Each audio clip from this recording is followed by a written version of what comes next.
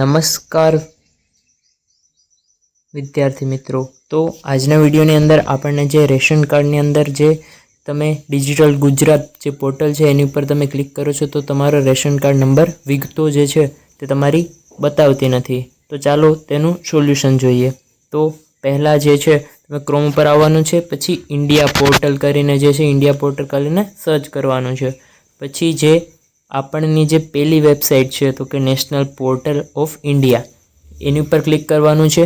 પછી આપણને જે અહીંયા જે છે સર્ચ કીબોર્ડ ત્યાં આપણને જે છે ત્યાં આપણને સર્ચ કરવાનું છે રાશન।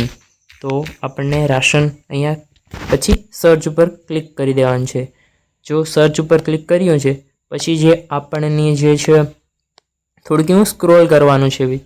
પછી આપણના જે છે તે આપણના જે NFSE પોર્ટલ છે NFSA પોર્ટલ એની ઉપર આપણને ક્લિક કરી દેવાનું છે।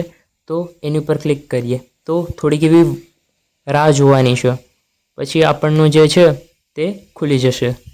તો ચાલો રાહ જોઈએ। આ ખુલી ગયું છે। પછી આપણને જે છે અહીંયા જે ત્રણ લાઈન દેખાય છે આડી, જે અહીંયા 3 લાઈન આડી છે તેની ઉપર આપણને ક્લિક કરી દેવાનું છે। તો ચાલો ક્લિક કરીએ। એની ઉપર ક્લિક કરી દયા પછી જે ઉપર 3 લાઈન દેખાડશે ઉપર જે છે એની ઉપર આપણને ક્લિક કરી દેવાનું છે।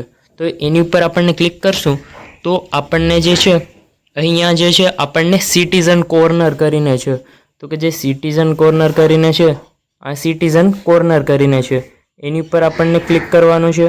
તો સિટીઝન કોર્નર ઉપર આપણને ક્લિક કરીએ તો એની ઉપર ક્લિક કરી પછી આપણને જે છે તો કે know your ration card details એરિયો છે ઓપ્શન જ છે, તો કે know your ration card details જે છે એની ઉપર આપણને ક્લિક કરી દેવાનું છે।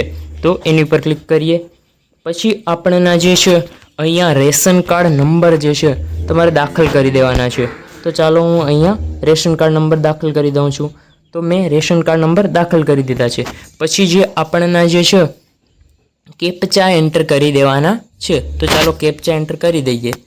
તો જે કેપ્ચા છે હું એન્ટર કરી રહ્યો છું। તો કેપ્ચા એન્ટર કરી દીધા છે। પછી જે આપણનું જે છે ગેટ આરસી ડિટેલ્સ કરીને જે છે ઓપ્શન, તો કે ગેટ આરસી ડિટેલ્સ એની પર આપણને ક્લિક કરી દેવાનું છે। તો ગેટ આરસી પછી તમારે રાહ જોવાની છે।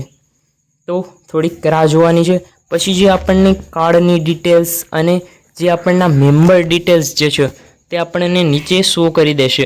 તો અહીંયાથી તમારે જે છે તે તમારા નામ ઉપરથી તમારે કોપી કરી લેવાના છે।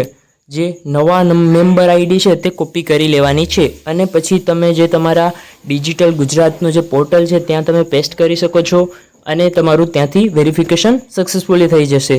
તો વિડીયો સારો લાગ્યો હોય તો વિડીયોને લાઇક કરી અને સાથે સાથે ચેનલને સબસ્ક્રાઈબ કરી દેજો।